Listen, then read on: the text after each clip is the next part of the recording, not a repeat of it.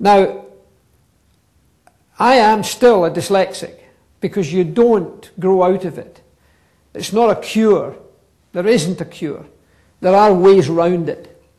And you're all going to be able to hopefully allow young people to get around their learning problem. For me, it was a brick wall, not a wooden wall. And I never got round it. I left school at the age of 15, a complete disaster. I failed my 11 plus twice and never passed it at all, of course, but failed it twice properly. I don't know what happens today, but in those days, if you were really bright, you got Latin. If you were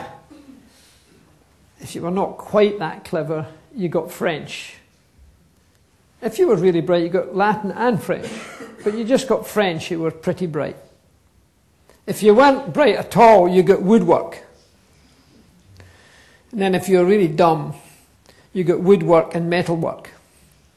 I got woodwork and metalwork.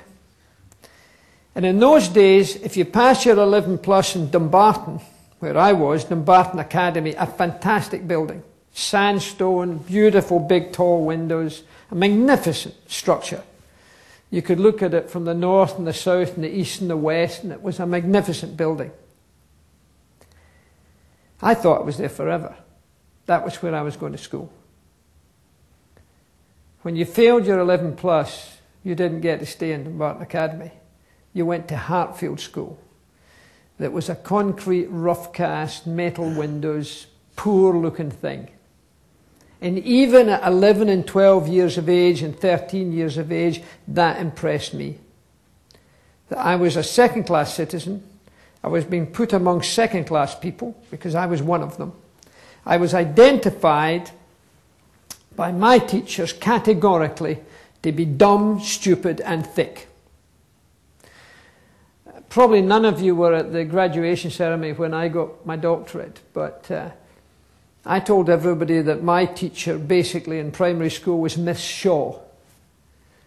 We called her Tatty Shaw. You'll all get a nickname. And I just hope that none of you are going to turn out like Miss Shaw. She must have been a very nice lady and a very dedicated lady. But she had never been given the chance to understand what a learning disability was. The problem is it's still happening today. 2 weeks ago in London, a friend of mine went along to a normal school to hear a class in action, primary class. It was the top end of the primary, so there would be, I suppose, 11 or 12 years of age. And right there, that very day, 2 weeks ago, a wee boy's asked to step up in front of the class, been given a book by the teacher to read out one paragraph or one part of an essay. And he couldn't do it. He stood up there and he looked at it and he just saw a jungle. I know what it looks like. You don't see things like you all do. And you can't pick out single words and you can't recognize them. I today still recognize a word by its shape, not by the letters inside it. And that kid stood up there and couldn't do it. Now, 42 people in my class at school, they would start coughing, they would start blowing their nose, they would start sniggering when that happened. And you knew what they were doing. You were a complete dummy.